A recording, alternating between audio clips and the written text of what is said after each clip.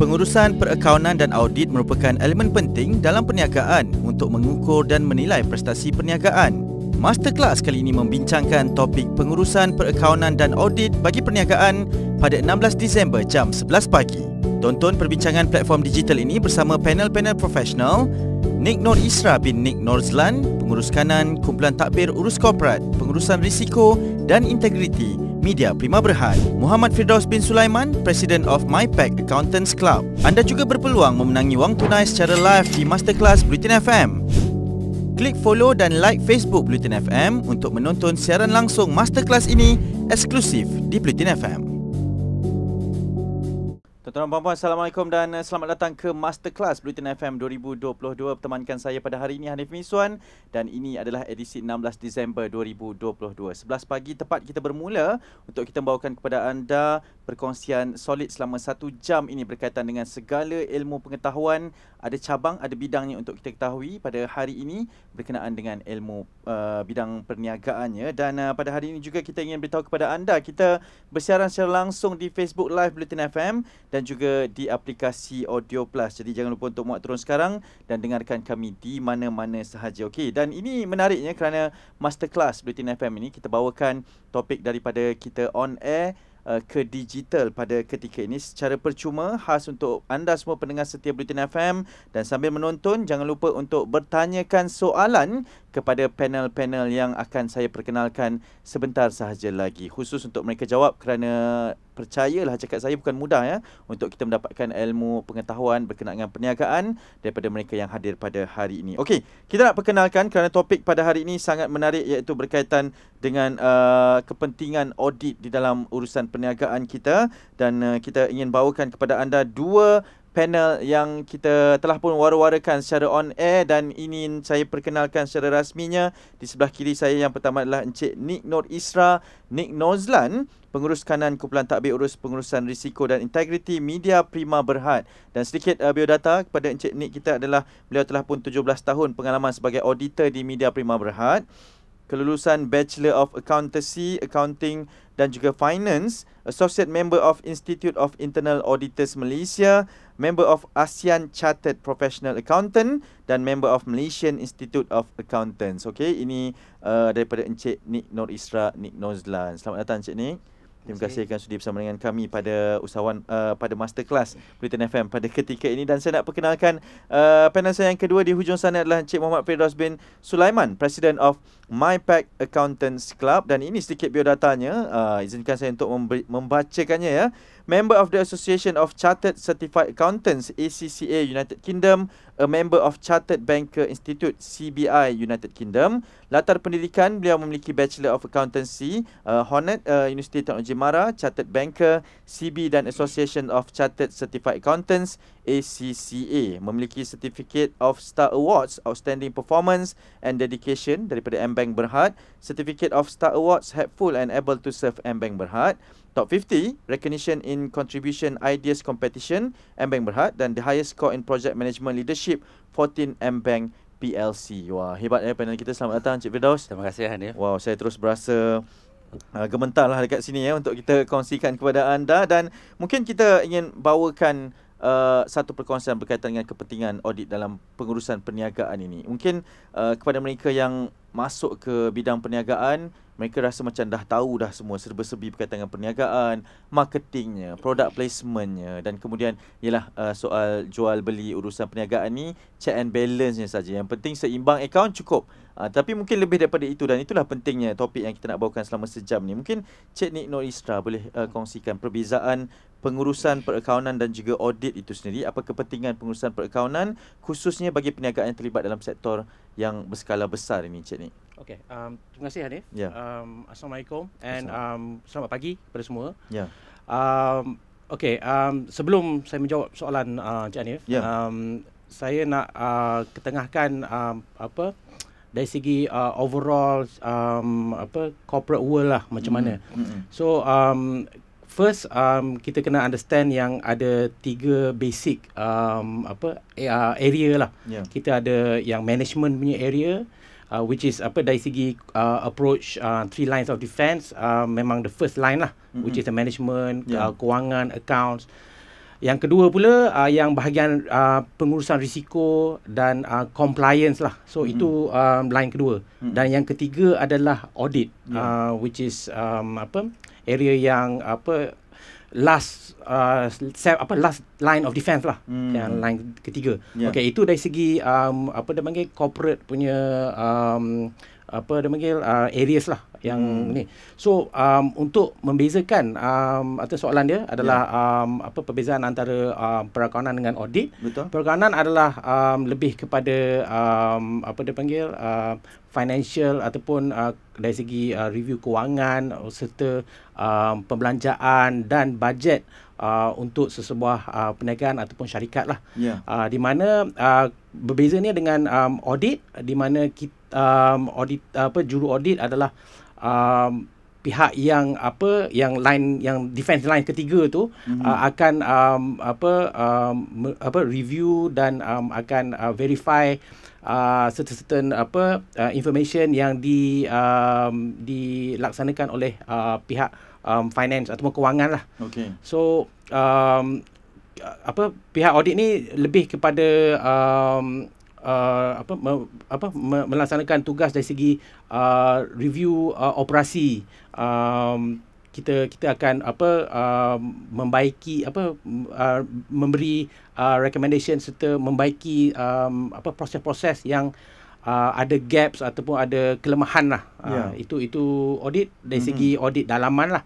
Dan audit luaran pula lebih kepada mengesahkan dan menganalisis financial reporting ataupun laporan penyata kewangan yang disediakan oleh pihak syarikat lah ataupun perniagaan. Maksudnya perlu di-verify dengan sebaiknya. Ada beberapa proses dan langkah yang perlu dilakukan. Itu sedikit pengenalan daripada Encik Nik Nur Isra, dan kita nak mendengarkan mungkin sedikit pencerahan daripada Encik Firdaus. Yang pertamanya, kriteria utama yang perlu dimiliki Encik Firdaus sebelum seseorang itu diiktiraf sebagai akauntan yang bertauliah, dan mungkin kalau perbezaan di antara akauntan dan bertauliah itu bersama dengan juru audit itu, apa kriterianya juga Encik Firdaus?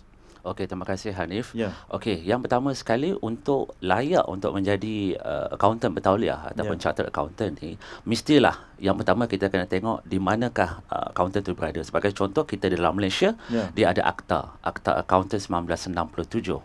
Yang mana dalam Akta 1967 ini, dia memerlukan seorang audit itu memerlukan layak dalam dua perkara. Yang itu yang pertama, lulus peperiksaan yang telah ditetapkan oleh Institut Accountant Malaysia ataupun MIA, Malaysia Institute of Accountant, iaitu sama ada bahagian daripada bahagian 1 ataupun daripada bahagian 2. Yang kedua, seseorang untuk ingin menjadi akauntan bertauliah itu perlu melalui proses selama paling minima 3 tahun dalam bidang-bidang yang berkaitan. Sebagai contoh, minimanya 3 tahun. Minimal 3 tahun. Sebagai contoh, dalam bidang kewangan, perekodan. Yang kedua mungkin dalam bidang perakaunan, dalam bidang pengauditan, dalam bidang perancangan perniagaan, dan dia boleh jadi dalam bidang insolvensi ataupun dalam percukaian ataupun mana-mana bidang yang berkaitan dengan perakaunan itu sendiri. Jadi bila adanya dua aspek ni bahagiannya boleh melayakkan seorang itu untuk apply dengan Malaysia Institute of Accountant untuk menjadi seorang akauntan bertauliah. Dan adakah ianya berbeza mengikut institusi? Maksudnya kalau kita ni berada di institusi perbankan, ianya berbeza, institusi media ianya berbeza, atau bagaimana Encik Firdaus? Okey, dari segi kalau mengikut institusi, dia adalah sama sebab kalau kita mengikut bidang kuasa dalam Malaysia ni, untuk menjadi untuk membuka satu firma audit sebagai contoh, dia memerlukan ada satu kelulusan iaitu chartered accountant ataupun akauntan bertauliah, dan juga dia ada practice certificate. So dengan tiadanya practice certificate ni, dia tidak boleh membuka satu firma. Tapi berbalik kepada soalan tadi berkaitan dengan sama ada mengikut institusi. Kalau dalam konteks mengikut Institute Accountant Malaysia, semua juru audit ataupun chartered accountant itu adalah sama peranannya. Kalau dia ingin membuat satu laporan audit di dalam bidang dalam industri perbankan sebagai contoh, dia adalah sama juga di dalam bidang sebagai contoh hospitality.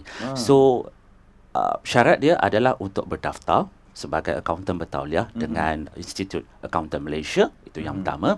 Dan yang keduanya, dia adalah layak untuk menjadi seorang akauntan yang bertauliah. Jadi untuk menjawab soalan, bagi mengikut institusi dia tak ada beza Kerana dia mengambil dalam kita membuat laporan itu mengikut kepada di bawah akta syarikat, iaitu seorang accountant itu mestilah bertauliah yang berdaftar dengan Institut Perakaunan Malaysia. Ya, betul. Dia ada standard practice lah di antara standard ini practice. Dan lebih penting juga untuk bersama-sama melaporkan perkara yang diingini ataupun standardnya itu dari sudut accountant ni. Okey, saya nak teruskan soalan kepada Encik Nick. Soalan kedua saya pada pagi ini. Mungkin kalau kita nak melihat sekiranya berlaku perbezaan dalam penilaian perakaunan yang telah dilakukan membabitkan perbelanjaan. Ada perbezaan di antara laporan-laporan tersebut. Apa akan berlaku pada sesebuah perniagaan sekiranya tidak diaudit, Encik Nick? Okey. Right. Okey, prosesnya untuk apa? Okey, bila ada perbezaan, first thing yang kita kena tahu is kenapa adanya perbezaan.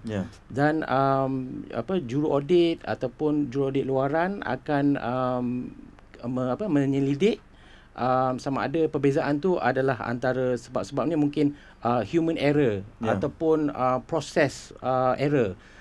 Tapi yang paling nak dielakkan adalah dari segi whether or not perbezaannya adalah disebabkan penyelewengan ataupun penipuan. So juru audit ataupun juru audit luaran adalah pihak yang akan, basically pihak ketiga ni akan melihat prosesnya di mana terdapatnya creative accounting ataupun cara-cara untuk menyeleweng lah ataupun menipu untuk menunjukkan prestasi sesebuah syarikat tu lebih positif ataupun lebih tinggi lah daripada dia punya dia panggil expected target dia. So memang perbezaan selalunya akan berlaku bila terdesak ataupun bila nak menunjukkan sales yang lebih tinggi contoh. So jadi lebih kreatif bila dia membuat contoh invoice ataupun revenue yang tak sepatutnya ada, tapi kita mewujudkannya untuk nampak lebih positif lah dari segi dia punya financial result dia, prestasinya. So peranan audit ni adalah untuk verify, dan bila kita verify kita akan lebih meyakinkan customer, meyakinkan investor, shareholders supaya diorang lebih nak berbelanja dengan syarikat yang tulus lah. Dan pernah berdepan dengan situasi seperti itu sebagai sebab ianya mungkin realiti yang berlaku. Betul. Ramai mungkin yang nak mendengarkan sebab kadang-kadang kita cakap yang cantik saja kan. Mesti ada audit yang baik apa semua, tapi sekiranya berdepan dengan perkara seperti itu sebagai auditor apa yang biasanya akan dihadapi? Okey, bila kita hadapi situasi sebegini, itu kita kena confront. That means kita kena discuss dengan management and kena cari dia panggil gaps antara kenapa proses ni boleh berlaku. That means sebab the first line of defense tu is yang management tu mereka sepatutnya kena identify macam mana proses tu boleh berlaku. That means macam mana boleh create invoice contoh, macam mana boleh increase kita punya revenue.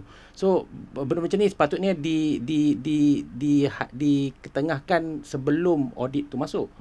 So bila audit masuk, kita juru audit akan memberi recommendations ataupun cadangan untuk memperbaiki proses tersebut lah, supaya kurangkan gaps yang berada dalam satu proses tu. Ya, betul. Itu kepentingan daripada audit. Itu kepentingan. Okay. Encik Firdaus, mungkin tadi berkatakan berkenaan dengan kepentingan auditor, berkenaan dengan kepentingan untuk mendapatkan keseimbangan, tidak ada berlaku sebarang penyelewengan. Kita melihat kepada pengurusan perakaunan mengenai catatan dan komposisi data kewangan yang mempengaruhi sesebuah organisasi. Apa kesannya sekiranya data ni kita tak dapat dengan tepat? Sekiranya data ini bukanlah seperti yang dilaporkan. Apa kesannya kepada organisasi tersebut, Cik Firdaus? Okey, baik. Kalau menurut soalan ini, yang pertama mungkin saya boleh jelaskan dari segi berapa pentingnya perekodan kewangan itu sendiri oleh penyata kewangan. Penyata kewangan dia ada 3 yang paling utama adalah yang pertamanya penyata imbangan ataupun dipanggil balance sheet. Yang kedua ialah penyata untung dan rugi untuk mengetahui sama ada syarikat itu membuat satu keuntungan yang mengikut kepada financial objektifnya. Dan yang ketiganya adalah untuk menentukan ataupun penyata aliran tunai. So untuk yang ni dipanggil financial outputs. So daripada output ini segala perekodan mestilah lengkap dan dibuat pada 12 bulan itu ataupun pada akhir tahun. Daripada bulan 1 sehinggalah kepada bulan 12. Okey, itu yang pertama. Yang kedua, apa masalahnya jika ada salah dalam perekodan itu tidak tepat? Okey, kalau berlaku ada masalah yang bila direkodkan tidak tepat, ia boleh menimbulkan pelbagai implikasi. Antaranya aliran tunai tidak cukup. Sebagai contoh ya, Hanif, saya bagi contoh, kalau saya ada satu syarikat, saya pemilik perniagaan dan saya membuat perniagaan, saya tidak merekodkan perbelanjaan keluar yang saya buat. Dan pada hujung tahun, saya tidak tahu di manakah wang itu pergi. Betul. Sedangkan saya dah ambil yang amountnya agak signifikan. Sebagai contoh, daripada total cash balance yang saya ada tu, mungkin dia punya nilai ada 20%. Tapi kita tak tahu mana perginya. Ada risiko dari segi kehilangan cash ataupun kita tak tahu. Yang kedua daripadanya adalah kehilangan jejak audit tu. Seperti mana yang kita belajar tadi, bila ada perekodan kewangan, kita akan diauditkan. Jadi bila auditor akan membuat audit kepada penyata kewangan ini, hilang jejak. Kita tidak tahu sebab tidak direkodkan. Jadi bila tidak direkodkan, dia pergi kepada masalah kepada ada penyelewangan ataupun ketirisan di dalam syarikat. Sebab dia hilang jejak. Yang pertama dia hilang dan kemudian kita tak tahu di mana hilang jejaknya. Jadi masalahnya akan timbul kepada bila sampai kepada Encik Nick tu nanti akan menjadi audit finding ataupun penemuan audit itu sendiri. Sebab dia punya hilang jejak dan di manakah dokumen yang mengatakan anda mengeluarkan wang ini. Okey. Dan kemudian juga ada implikasinya dari segi peningkatan hutang. Bagaimana dia boleh meningkat kepada peningkatan hutang? Saya bagi satu contoh dari segi, katakanlah saya membuat satu pembelanjaan untuk perniagaan saya. And then kebiasaannya saya membeli satu pembelanjaan tu dengan pembekal dengan pembekal A sebagai contoh. Jadi pembekal A ini dia kata untuk membuat pembayaran anda diberi masa untuk 60 hari, iaitu credit term lah. Bila selepas 60 hari saya ambil barang dulu daripada pembekal A dan kemudian saya tidak bayar kerana saya ada komitmen untuk bayar 60 hari akan datang. Bila sampai hari ke-60, saya ada komitmen untuk bayar kepada pembekal A. Pada ketika itu aliran tunai tidak membenarkan untuk mengeluarkan disebabkan kemungkinan duit tak cukup. Jadi daripada itu, apa yang sebagai pemilik perniagaan ini perlu buat adalah mencapai apa yang boleh dari segi mungkin mendapatkan hutang ataupun daripada microcredit ataupun daripada pinjaman bank. Jadi ini yang memboleh antara banyak implikasi. Ini antara implikasi-implikasi yang saya rasa boleh berisiko untuk terjadi jika perekodan itu tidak dilakukan dengan jelas. Dan mungkin yang paling penting sekali, kita tahu audit dia akan semak sama ada penyata kewangan itu diadili ataupun dilaporkan dengan benar dan saksama ataupun istilahnya true and fair view. Tapi jika tiada jejak, tidak direkodkan dan menjadi audit finding kemudian hari, dan daripada itu dia tidak boleh memberikan satu kedudukan syarikat itu ke arah menentukan kedudukan kewangan syarikat itu adalah betul sihat ataupun tidak sihat ataupun rugilah. Dan daripada itu dah menentukan pelbagai segi. Dari segi impaknya tepat terhadap kemungkinan membolehkan syarikat itu mendapat grant bila melihat kepada penyata kewangan itu tidak jelas. Jadi keyakinan kepada para pembekal itu mungkin kurang sikit. Disebabkan oleh apa? Tiada rekodnya, jadi ada penemuan audit dan kemudian impaknya pergi kepada keyakinan pembekal. Sebelum ni pembekal percaya kepada syarikat memberikan 60 hari credit term. Akan tapi lepas pada kejadian itu berlaku, mungkin kita kena revise. You ambil barang dan kemudian perlu bayar immediately. Jadi ini menyebabkan ada setengah flexibility yang mungkin boleh ditarik balik oleh para pemakai. Itu antara contohnya, iaitu laporan kewangan itu mungkin tidak jelas. Ya, implikasi yang serta-merta juga diberikan terus kepada sebuah organisasi tersebut. Okey, saya nak raikan satu soalan daripada Facebook Live kita. Ini dari Atifa. Dia bertanyakan soalan yang sama dengan soalan seterusnya yang saya nak tanyakan ini. Malaysia terdiri daripada pelbagai jenis syarikat seperti enterprise, kita ada perkongsian, kita ada sdn berhad. Adakah semua jenis syarikat ini perlu diaudit? Kerana Atifa juga tanyakan, perniagaan kecil-kecilan perlu diaudit ataupun tidak? Mungkin Cik Nik boleh memberikan jawapannya, Cik Nik. Okey. Terima kasih atas soalan tersebut. Ya. First nak clarify nak kena clearkan audit ni bukan apa dia panggil dia bukan menyusahkan sesebuah syarikat. Dia sebenarnya membantu syarikat tersebut. Tapi orang auditor ni lah yang syarikat-syarikat akan macam audit datang. Itu yang stigma yang kena hilangkan first. Sebab bagi profession juru audit ni bukan dari segi mencari salah sahaja. Tapi dia lebih kepada membaiki ataupun memberi nasihat konsultansi yang lebih membantu sesebuah syarikat. Dan syarikat kecil ke syarikat besar ke ataupun yang small medium ke perlu audit ni untuk untuk small untuk improve dia punya processes dan mengesahkan data-data information yang sedia ada dalam kewangan ataupun dalam operasi. So kalau sesebuah syarikat tu diberikan pengesahan ataupun audit, dia lebih meyakinkan investor, shareholder serta customer. Customer akan datang, akan lebih dia panggil trustworthy lah, lebih dipercayai. Itu paling penting dari segi audit ni, supaya masyarakat serta investor akan lebih appreciate kita punya businesses yang ada di luar tu lah. Ya, jadi semua perniagaan perlu diaudit, Cik Nik? Ianya bergantung. Bergantung, tapi kalau semuanya audit, apa salahnya? Rasanya lebih tulus dan lebih meyakinkan customer kita. Lebih ramai akan invest dan at the end of the day akan lebih menguntungkan syarikat walaupun kecil ataupun besar. Ya, betul. Melihat kepada mungkin keboleh pasaran, keupayaannya juga kan, betul. Sebuah perniagaan untuk berkembang yang lebih maju, dan itu mungkin antara peranan rakan-rakan auditor kita berada di sini. Cik Firdaus, mungkin saya nak raikan satu soalan lagi dan mungkin boleh dijawab oleh Cik Firdaus sendiri. Nazra Natasha bertanyakan berkenaan dengan apakah cadangan untuk bantu para peniaga yang mungkin tidak tahu ataupun tidak mengambil berat kepentingan untuk urusan perakaunan dan juga audit ini. Apa cadangan boleh membantu mereka? Di mana sebenarnya mereka boleh mendapatkan maklumat-maklumat ini, Cik Firdaus? Okey, antara maklumat untuk membantu para peniaga ni, macam mana info-info yang berkaitan dengan akaun yang diorang boleh dapat untuk buat perekodan dan sebagainya. Mungkin salah satu saya fikir masterclass ni adalah salah satu benda yang satu perkara yang penting disebabkan saya tengok dalam series masterclass ini banyak dalam perniagaan dari segi sharing daripada entrepreneur dan juga hari ini kita membincangkan pasal perakaunan dan perauditan. Itu adalah satu ilmu yang bagus untuk para peniaga dekat luar sana.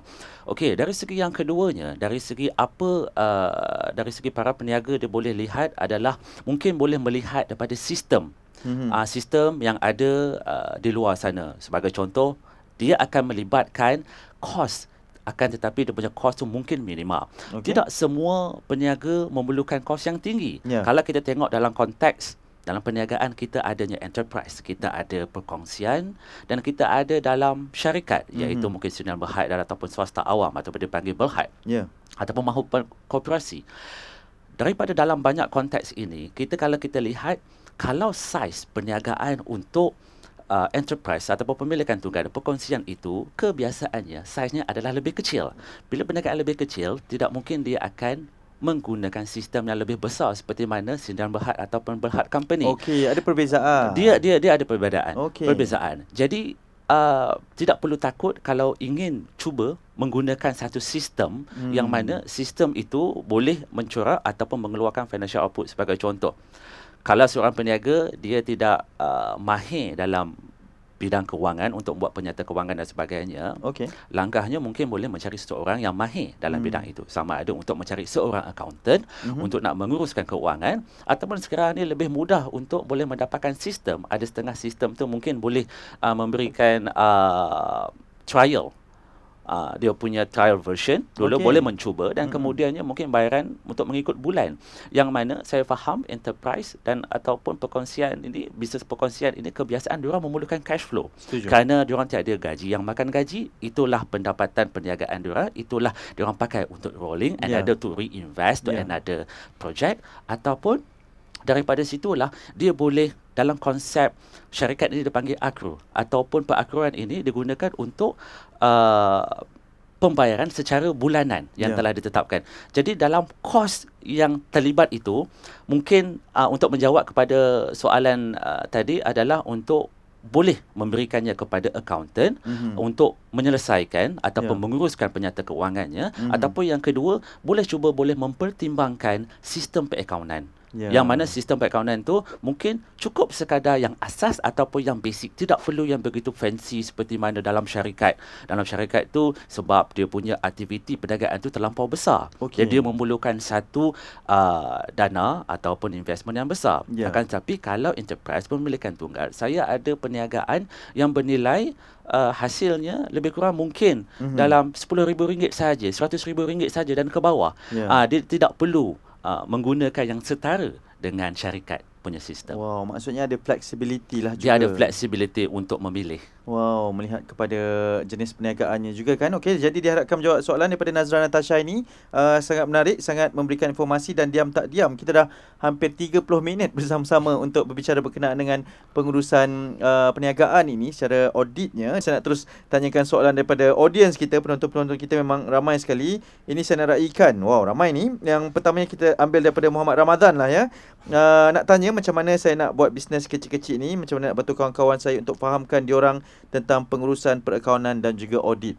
Sebab saya pun sebagai mungkin bukan orang yang berkecimpung dalam bidang perniagaan ni, saya rasa audit ni untuk firm yang besar-besar saja, company yang besar-besar saja, sebab mungkin dia takkan efek saya dengan perniagaan yang kecil-kecilan. Tapi kita tak boleh nafikan bahawa perniagaan kecil dan sederhana juga memberi impak yang sangat besar dalam ekonomi. Yang sedang growing juga adalah perniagaan kecil dan sederhana di dalam negara kita. Macam nak fahamkan bahawa kepentingan perlu ada audit ini. Sekali lagi, sebab ini mungkin soalan yang kita nak fahamkan kepada audience kita. Mungkin Cik Firdaus pula, kepentingan untuk ada audit kepada syarikat-syarikat termasuklah yang kecil ini. Okey. Untuk bagi saya boleh katakan PKS dan juga SME ini adalah untuk apa pentingnya. Yang pertama mungkin kita boleh lihat dari segi aspek perundangan. Kalau kita lihat, kalau syarikat itu didaftarkan di bawah Akta Atas Syarikat, iaitu yang sekarang ni Atas Syarikat 2016, dia perlu akun dan ingin sebab jika seseorang membuka syarikat dan dia perlu melantik pengarah, dan pengarah itu ada tanggungjawab untuk menyediakan laporan kewangan, dan laporan kewangan itu mesti diluluskan oleh juru audit yang bertauliah dan juga profesional. Oleh kerana apa? Antara kepentingan audit itu adalah untuk memberi jaminan dan keyakinan kepada pelbagai stakeholders ataupun pihak berkepentingan. Sebagai contoh, saya bagi contoh pihak pembekal kepada pihak bank sebagai contoh, kepada pihak kerajaan sebagai contoh untuk memberi grant, ataupun kepada pihak-pihak yang ingin melihat, kalau contohnya syarikat itu di bawah swasta awam ataupun berhad, dia akan melibatkan ingin menengok laporan itu, impak dia kepada harga saham itu sendiri. Jadi banyak kepada user ataupun pengguna-pengguna luaran. Jadi apa yang penting dalam audit ini kita kena tengok itu yang pertama dari segi perundangan. Kalau untuk enterprise dan juga perkongsian ini, macam Cik Nick perkatakan tadi adalah dia walaupun tidak diwajibkan untuk audit, tapi amat sangat digalakkan. Oleh apa? Dia adalah sebab dia punya manfaat yang boleh didapati. Kalau kita lihat yang kita belajar tadi adalah apa tujuan perekodan ni, untuk kita nak dapatkan dia punya nilai jejak. Bagaimana kita nak dapatkan segala transaksi itu dapat dijejaki. Dan daripada itu, bila daripada audit, dia dapat memberikan keyakinan kepada pengguna-pengguna laporan audit itu sendiri, ingin melihat perniagaan itu daripada audit. Bermaksud seseorang itu memberikan satu assurance, satu jaminan, berkeyakinan laporan penyata kewangan syarikat tersebut telah dinilai berdasarkan piawaian yang tertentu yang telah ditentukan. Bila telah berdasarkan piawaian yang tertentu, lebih kepada bakal pelabur akan datang. Sebagai contoh, rakan kongsi akan datang walaupun tidak wajib untuk diaudit. Dan dari segi lebih jelas di mana letaknya kedudukan kewangan syarikat itu ataupun enterprise pemilikan tunggal, sama ada sihat ke tidak dalam akaun kewangan dia, sama ada surplus ataupun defisit. Dan dari segi untuk kalau nak tengok yang lebih lanjut lagi, mungkin boleh dapat pengkelasan dari segi kita menengok pembayaran dari segi kita punya pembelanjaan. Kita tahu sekarang ni kos yang agak meningkat. Bagaimana kita nak mengeluarkan satu produk. Saya ada pembekal A, pembekal B dan pembekal C. Saya akan mengeluarkan satu produk D. Dia ada target costing daripada pembekal A, B dan C untuk mengeluarkan satu produk D. Jadi bagaimana saya ingin mengekalkan satu margin yang sangat berdaya saing di dalam market yang masih boleh diterima. Tidak terlalu tinggi dan tidak terlampau rendah. Dan ianya amat tidak jauh dengan another competitor ataupun pesaing dekat luar sana. Jadi, daripada pengauditan, daripada tengok yang lebih mendalam akan membantu para peniaga untuk melihat analisis dari segi kos, dari segi hasilnya datang daripada mana, sebahagian besarnya datang daripada mana hasilnya. Jadi itu antara sedikit daripada banyak manfaat audit yang para peniaga boleh dapat. Wow, saya yang baru mendengar ni pun rasa macam teruja lah nak minta orang audit saya punya perniagaan ni kan. Cik Nick, banyak soalan sebenarnya daripada pendengar-pendengar, penonton-penonton kita juga. Tapi saya nak tanyakan, ini soalan yang mungkin perlu diketahui oleh semua orang juga. Perlukan sesuatu perniagaan itu memerlukan pandangan daripada pihak ketiga dalam meneliti semula keputusan perakaunan yang telah pun dilakukan. Penting ataupun tidak untuk ada pandangan third view ini untuk dari sudut auditornya, dan kemudian bagaimana SME boleh mendapatkan khidmat audit ini? Adakah perlu mendaftar atau membayar sejumlah yuran, atau caranya macam mana? Okay. Alright. Untuk review pihak ketiga ni, dia sangat ni penting. Pihak ketiga ataupun juruaudit dalaman, juruaudit luaran, dia memberikan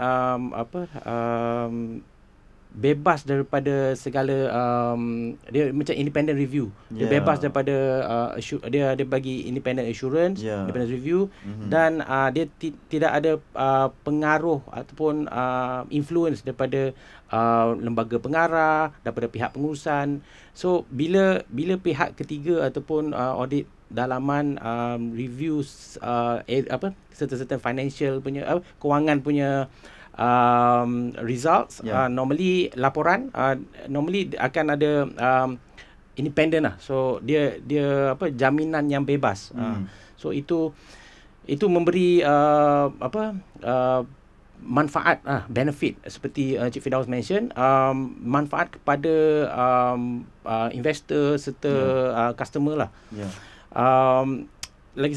Lagi dari segi memahami apa yang perlu dibelanja dan apa yang dirancangkan di masa depan, dengan ada review audit, at least dari segi kewangan adalah tepat dan tiada penipuan dalam sesebuah laporan. Untuk dari segi soalan kedua adalah yuran. Betul. Macam mana caranya nak dapatkan auditor ni untuk kita? Okey, dia ada dua jenis. Yang untuk dalaman, kebiasaannya kita rekrut normally syarikat akan rekrut untuk berada dalam sesebuah syarikat. Yang kedua, audit luaran kita akan appoint third party lah, pihak ketiga. Lebih so dari segi yurannya depends lah apa servis yang diperlukan. Lebih banyak servis, of course lah lebih mahal, lebih tinggi lah dia punya charge. Dari segi firma pun akan mainkan peranan, lebih recognize ataupun Big Four akan lebih costly lah, dan yang kurang recognize akan lebih rendah lah dari segi fee dia. So ikut kepada kesesuaian sesebuah syarikat, mereka boleh pilih lah yang mana satu yang paling sesuai untuk audit luaran.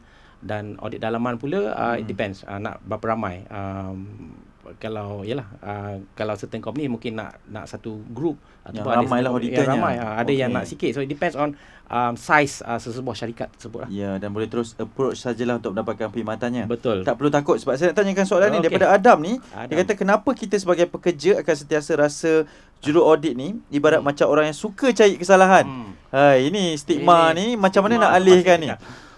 Okey, stigma ni masukkan. Itulah setiap kali saya pergi ke department mana-mana ke company ke, dia akan terus auditor nak datang. Betul. Auditor ni macam polis lah, inspector lah. Saya itulah stigma tu sebenarnya stigma lama.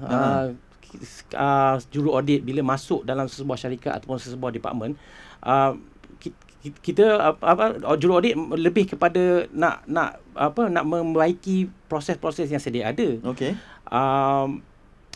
And juru audit adalah independen dan bukan adalah bebas daripada pihak pengurusan serta lembaga pengarah, supaya apa yang di-sharekan ataupun apa yang dikongsikan dengan juru audit adalah untuk membantu mereka. Kadang-kadang ada kekangan ataupun ada weaknesses ataupun yang perlu diketengahkan, juru audit lah yang akan mengetengahkan kepada pihak pengurusan dan cuba selesaikan dengan cadangan-cadangan yang realistik dan yang add value lah kepada syarikat. So stigma ni kita slowly lah nak ke arah membantu syarikat lebih daripada nak cari salah. I think stigma tu kena hilang lah. Cari salah tu tak membantu sesiapa dalam sebuah syarikat ataupun sesiapa lah in general. So lebih kepada membantu syarikat untuk lebih maju dan lebih profitable. Sebab at the end of the day, juru audit dalaman adalah sebahagian daripada syarikat. Dan kita adalah objektif dia sama untuk keuntungan, untuk investor dan untuk customer. So objektif sama. So kita align together. So supaya itulah harap-harap stigma yang takut bila audit nak datang tu harap-harap hilang lah. Masih ada stigma seperti itu Cik Firdaus dari sudut accountantnya? Ya, dari segi auditnya dah tentu. Ya. Tapi dari segi dalam perekodan ni kebiasaannya tak ada masalah sebab dia based on historical data, yang mana apa aktiviti perniagaan itu dia buat, itu yang direkodkan. Biasanya just hanya merekodkan record to report. Membuat rekod dan kemudian kita membuat laporan. Tapi kebiasaannya juga yang saya biasa dengar untuk stigma bila ada audit dalaman, bagilah audit luaran pun. Bagi kalau dalam bidang perbankan tu sendiri, dia ada satu bahagian pematuhan ataupun compliance. Kita tidak boleh lari daripada segala pematuhan ataupun syarat-syarat ditentukan. Begitu juga dengan internal audit. Audit dalaman ini, dia diwujudkan, dia dilantik oleh bahagian pihak pengurusan ataupun business owner itu sendiri adalah untuk memastikan segala strategi ataupun segala proses syarikat itu yang telah ditetapkan ataupun segala financial objektif itu adalah berkesan. Kita kena tahu dia punya apa objektif utama dia. Dan daripada situ ada orang yang mengatakan oleh kerana keadaan tidak selesa. Okey, bila mengatakan bila audit akan mencari salah, itu antara part of the process. Okey, tapi untuk stigma itu saya rasa masih ada lagi ketika ini dan patut hilang seperti mana Cik Nik bagi tahu tadi. Tapi kena percaya dia adalah untuk manfaat kepada pemilik perniagaan itu sendiri. Kalau dalam syarikat untuk protection kepada memberikan protection kepada pelabur saham ataupun memberikan satu jaminan.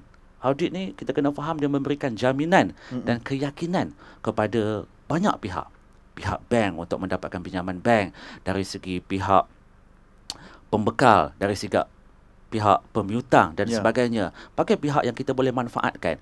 Jadi kalau kita lihat, mungkin ada orang fikir satu benda yang agak negatif dari segi audit, tapi banyak manfaatnya daripada benda yang negatif. Betul, untuk mendapatkan satu outcome ataupun benefit yang berpanjangan ini. Betul. Ini proses yang perlu kita lalui Yes. Dan kalau sekiranya kita melakukan satu perniagaan itu cermat, teratur dan telus, apa yang nak ditakutkan. Betul. Itu Okey. tujuan utama.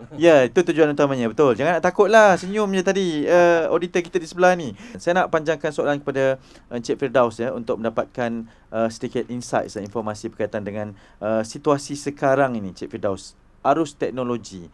Nak tak nak juga menghentam, membadai kepada bidang perakaunan, terutamanya bidang accountant dan juga auditor ini. Bagaimana sistem perakaunan ini ditambah baik dengan kemajuan arus teknologi ini, Cik Firdaus?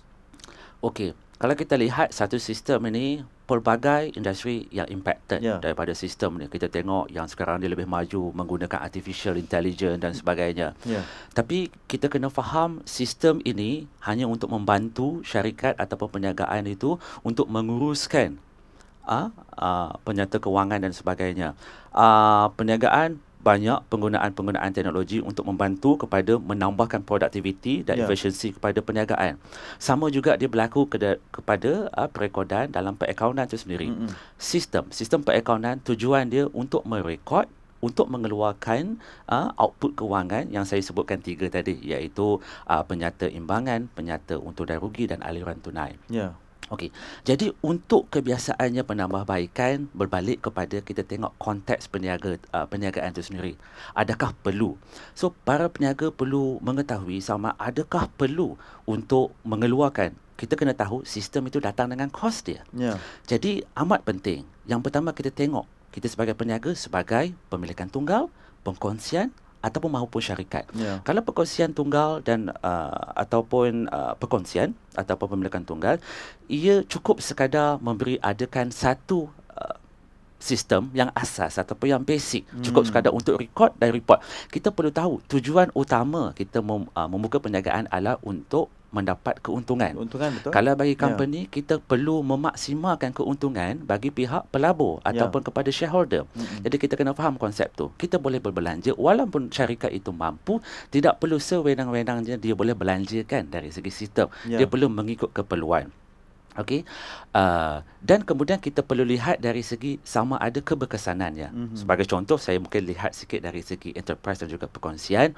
Mungkin dari segi aktiviti perniagaannya itu tidak banyak. Jadi cukup sekadar dapat satu sistem yang cukup asas ataupun basic untuk rekod dan kemudian report. Dan kemudian kalau kita tengok dalam bentuk syarikat pula, dia memerlukan sedikit lebih fancy dari segi bagus penambahbaikan. Kalau kita tengok teknologi sekarang, syarikat memakai dalam sistem cloud base, yang mana kalau dulu kita lihat ada setengah yang simpan data menggunakan pen drive. Satu masa ketika dulu disket. Betul. Kan, menggunakan satu dalam local disk. Betul. Dia menyebabkan ada risiko-risiko berlaku daripadanya kehilangan data dan sebagainya.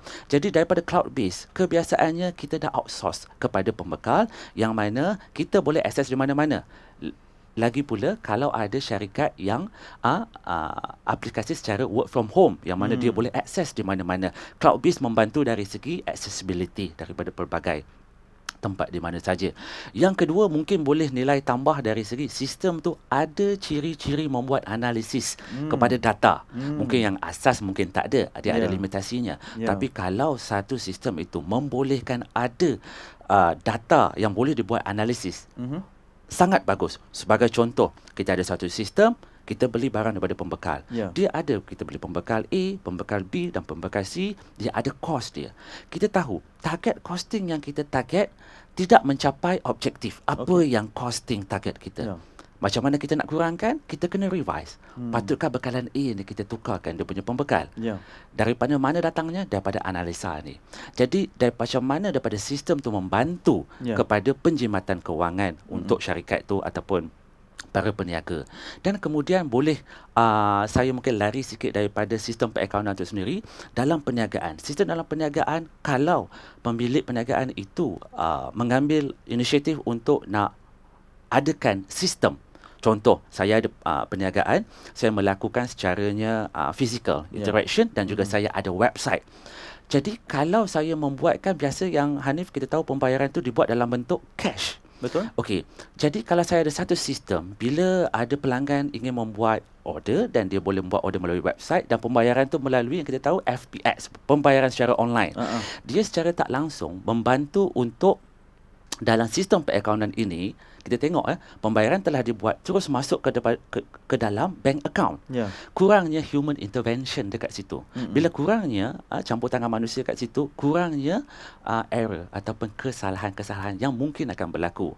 Jadi sebagai accountant yang ada full responsibility terhadap penyata kewangan, jadi dia akan membantu productivity sebagai syarikat dan juga menambahkan efisiensi kepada accountant itu sendiri dalam bidang mungkin fokusnya boleh menjurus kepada analisis dan strategi untuk melakukan ke arah penjimatan kewangan untuk syarikat. Itu antara manfaatnya. Betul. Teknologi ni pun sangat membantulah dan melihat kepada pemodenan arus teknologi ni juga perniagaan perlu cepat catch up dengan cara yang sepatutnya. Okey, dan itu yang kita nak kongsikan juga kepada Encik Nick berkaitan dengan soalan berikutnya ni, Encik Nick sebagai seorang auditor. Setiap perbincangan dan segmakan pemerhatian audit ini diadakan di pelbagai peringkat. Saya percaya mungkin bagaimanakah sebenarnya proses laporan audit dikeluarkan yang finalnya, yang terakhirnya, dan siapakah yang bertanggungjawab untuk mengesahkannya, Encik Nick? Okay, alright. So betul lah, memang pelbagai lapisan untuk mengeluarkan laporan audit tu akan ada pelbagai lapisan dalam proses lah, especially dalam pihak pengurusan. So asal starting dia bermula daripada planning lah. So kita akan memilih area-area ataupun skop-skop yang paling high risk lah, risiko yang paling tinggi. Okay. So bila dah identify high risk areas ni, juru audit akan review lah proses tersebut. Bila dah review proses tersebut, kalau terjumpanya anomaly ataupun findings, juru audit akan highlight anomaly tersebut dan discuss dengan pihak pengurusan yang tertinggi serta dengan middle management lah, supaya untuk memahami kenapa sesuatu anomaly itu berlaku. Kan, normally dari segi anomaly itu could be dari segi proses ataupun dari segi compliance. So bila dah discuss, anomaly ni adalah masalah, anomaly adalah findings lah, maknanya dapatannya, transaction yang tak normal ataupun proses yang tak biasa lah. So bila dah discuss dengan pihak pengurusan, juru audit akan mengeluarkan laporan yang akan dibentangkan di board, di audit committee lah. Itu sebab juru audit dalaman dia tak report ke management, dia report to audit committee. Salah satu daripada lembaga pengarah lah dan sebuah syarikat. So bila dah laporan, kita akan review dari segi outcome dia, akan untuk cadangan yang kita highlight akan diselesaikan dalam sesebuah waktu tempoh lah untuk pihak pengurusan untuk selesaikan cadangan-cadangan yang diberi oleh juru audit.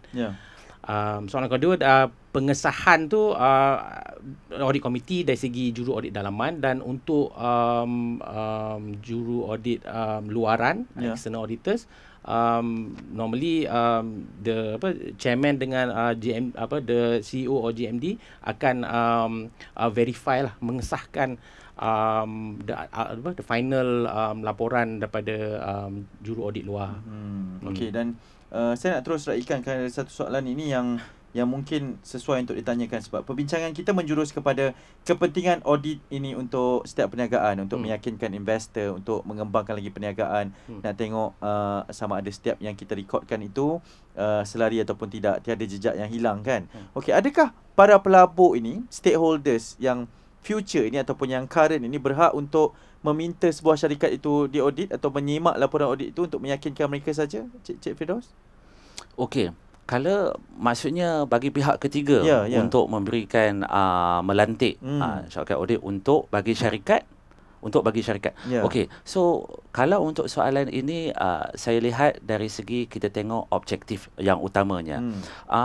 Kalau contohnya pihak itu adalah sebagai contoh pembekal dan sebagainya, dia boleh meminta ataupun untuk satu syarikat itu untuk diaudit atas dasar-dasar polisi syarikat tersebut.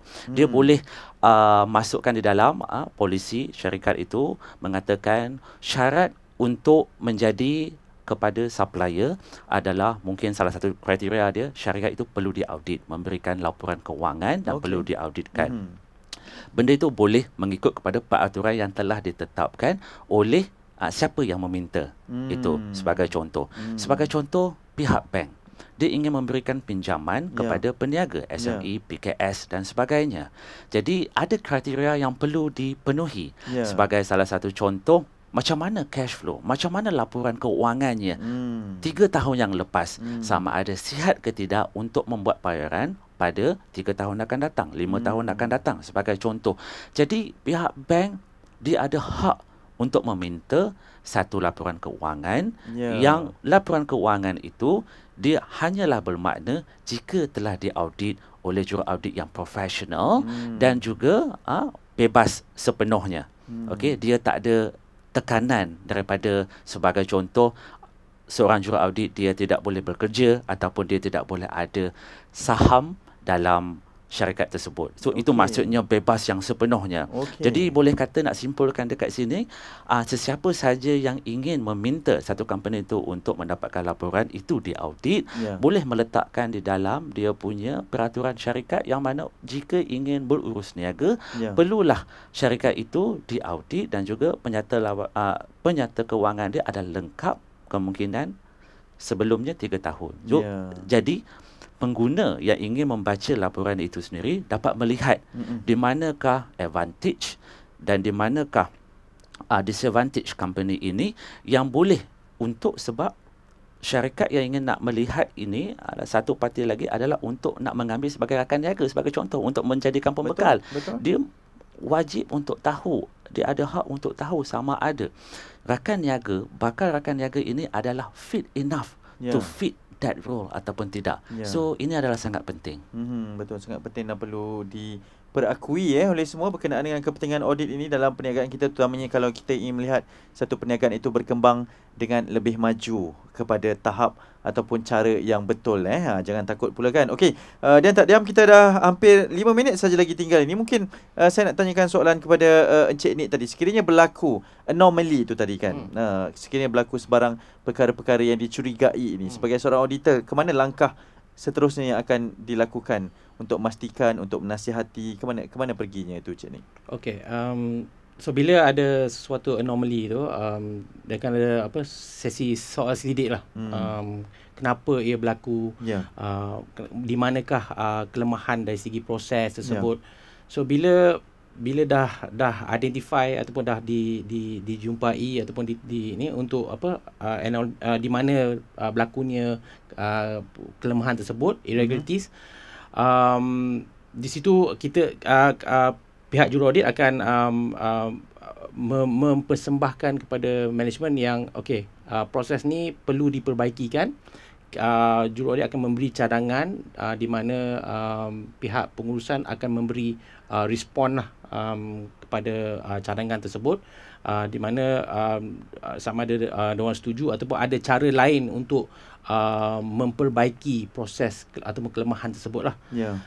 Selepas dah identify, kita pihak juraaudit akan mengemukakan kepada lembaga pengarah ataupun audit committee untuk proses yang akan datang, supaya kelemahan ataupun gaps tersebut telah diperbaiki dan akan mengurangkan high risk areas untuk lebih tidak ditanang di mitigate lah, tidak diatasi lah. So itulah basically the whole process of our audit review lah. Betul, sangat penting juga untuk semua orang tahu. Dan Cik Firdaus, mungkin pengalamannya mungkin sekarang ini juga bersama dengan MyPac Accountants Club, melihat kepada kepentingan untuk setiap perniagaan ini melalui proses pengurusan perakaunan yang baik, kemudian perlu ada audit juga yang baik. Sekali lagi mungkin kepada semua para peniaga yang sedang menyaksikan dan menonton masterclass Bulletin FM ini, kepentingan untuk ada perjalanan, sutur atur perjalanan perniagaan yang baik dari sudut akaunnya kepada semua orang, supaya tidak berlaku perkara yang berbangkit nanti. Sebab kadang-kadang baru nak audit, baru kita nak susun cantik-cantik, nak record cantik-cantik, dah nak cari mana receipt ni apa semua kan. Kepentingannya untuk memastikan bahawa perjalanan itu disusun dengan cantik dari sudut akaunnya, dari sudut auditnya. Macam mana Encik Firdaus? Okey, dia ada dalam dua aspek. Yang pertamanya aspek yang dari segi penyata kewangan ataupun perekodan untuk kewangan dia sendiri. Kita lihat apa objektifnya dan kenapa perlunya kita merekodkan dalam kewangan ini. So dia perlu report untuk nak bagi manfaat, untuk memberikan satu kedudukan kewangan syarikat itu, dapat menggambarkan kedudukan syarikat itu di manakah letaknya, sama ada dia duduk di defisit ataupun surplus, ataupun cukup hasilnya ataupun tidak cukup hasilnya. Jadi macam mana yang pertama kita perlu tahu dari segi bagaimana struktur penyata kewangan itu. Sebab kita nak planning, dia melibatkan planning punya steps, sama juga dengan steps audit tadi. So dari segi kewangan kita mengatur dari segi yang pertama, perlu membuatkan pemfailan yang lengkap. Oleh kerana file ini, dia punya tips adalah susun dokumen seperti mana mudah untuk diauditkan nanti. Oleh sebab semua file-file ini, sebagai contoh kita ada 12 bulan, 12 file bulan ini akan diaudit oleh auditor. Jadi kita boleh planning dari segi macam mana penyusunan dokumen dan sebagainya. Setiap dokumen ini perlu, sebagai contoh dokumen dari segi invoice, dari segi segala pembelanjaan perlu direkodkan, dari segala semua bill utilities perlu direkodkan. Oleh sebab semua komponen itu berada di dalam penyata kewangan itu sendiri. Dan kemudian lepas daripada planning, kita perlu melihat daripada sama ada rekod itu betul ataupun tidak untuk memastikan piawaian. Sebab itu seorang accountant perlu bertauliah. Oleh kerana apa? Dia belajar berkaitan dengan apa piawaian yang berkaitan dengan, contoh kalau Malaysia ni di bawah syarikat dia ada Malaysian Financial Reporting Standard, yang mana dia memerlukan mengikut piawaian. Dia tidak boleh sesuka hati untuk nak beri sesuatu nilai kepada satu vehicle. Sebagai contoh, dia punya piawaian dan standard yang perlu diikuti. Jadi segala plan dari segi apa yang ingin digunakan, piawaian yang mana, and then apa cara perkiraannya, dari segi dokumentasinya macam mana, itu penting. Dan akhirnya dia akan pergi kepada membina satu penyata kewangan yang lengkap, yang tiga saya sebutkan tadi. Jadi daripada itu, dan kemudian dalam konteks audit pula, audit proses itu adalah sangat penting. Daripada complete penyata kewangan tu akan diauditkan. Jadi manfaat dia adalah yang seperti yang saya sebutkan tadi, dari segi planningnya dia memerlukan untuk daripada penyata kewangan yang penuh. Jadi mungkin para peniaga ataupun belum lagi ada perniagaan, untuk mempertimbangkan dua perkara ini adalah sangat penting. Dia adalah melengkapi antara satu sama lain.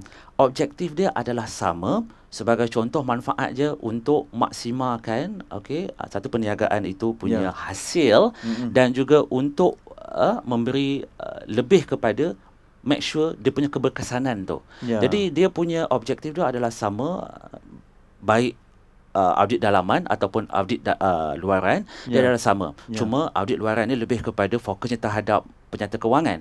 Tapi untuk audit dalaman dia lebih kepada proses dalaman dan sebagainya. Dua ni dapat memberi manfaat kepada para peniaga, dan harus memang perlu spend masa untuk luangkan masa untuk memberikan perancangan yang lengkap bagi mendapatkan satu laporan kewangan yang mantap dan juga lengkap untuk memberikan pengauditan yang disahkan oleh juruaudit bertauliah. Baik. Saya sangat faham. Terima kasih banyak-banyak kepada kedua-duanya. Satu informasi berkaitan dengan pengurusan perniagaan dari aspek akaunnya dan juga auditnya yang sangat penting kepada semua ya. Dan ini adalah ilmu yang mungkin baharu bagi saya, dan juga ilmu yang boleh dimantapkan lagi kepada semua yang menonton kami di Masterclass Bulletin FM. Saya nak ucapkan terima kasih banyak-banyak sekali lagi kepada dua tetamu hebat saya. Sangat hebat kedua-duanya kerana perkongsiannya memang penuh dengan manfaat. Ini adalah Encik Nik Nur Isra, Nik Nozlan, Pengurus Kanan Kumpulan Tadbir Urus Pengurusan Risiko dan Integriti Media Prima Berhad. Tak jauh kita Encik Nik ya. Dekat. Saya percaya akan sentiasa berjumpa lah. Dan juga Encik Muhammad Firdaus bin Sulaiman, President of MyPac Accountants Club. Terima kasih kedua-duanya akan sudi bersama kami di Bulletin FM. Dan ini adalah Masterclass Bulletin FM yang akan terus bersiaran bersama dengan anda pada tahun hadapan 26 Januari 2023. Kita dah ada temu janji ya untuk terus bersama-sama pada jam 11 pagi juga akan bermula dengan topiknya sangat menarik. Ini berkaitan dengan satu lagi bidang cabang perniagaan era baharu, influencers ataupun pempengaruh ya. Relevankah untuk 10 tahun yang akan datang? Dengan siapa pengacaranya? Itu rahsia. Kena nantikan ya, kena bersama dengan kita di Bulletin FM. Terima kasih kasih kerana terus menonton kami di Bulletin FM dan terus mendengarkan kami di kesemua platform media sosial, digital dan juga di utara. Saya Hanif Miswan, kita jumpa dan jumpa lagi. Assalamualaikum. Pengurusan perakaunan dan audit merupakan elemen penting dalam perniagaan untuk mengukur dan menilai prestasi perniagaan. Masterclass kali ini membincangkan topik pengurusan perakaunan dan audit bagi perniagaan pada 16 Disember jam 11 pagi. Tonton perbincangan platform digital ini bersama panel-panel profesional Nik Nur Isra bin Nik Norzlan, Pengurus Kanan Kumpulan Takbir Urus Korporat, Pengurusan Risiko dan Integriti Media Prima Berhad, Muhammad Firdaus bin Sulaiman, President of MyPack Accountants Club. Anda juga berpeluang memenangi wang tunai secara live di Masterclass Bulletin FM. Klik follow dan like Facebook Bulletin FM untuk menonton siaran langsung Masterclass ini eksklusif di Bulletin FM.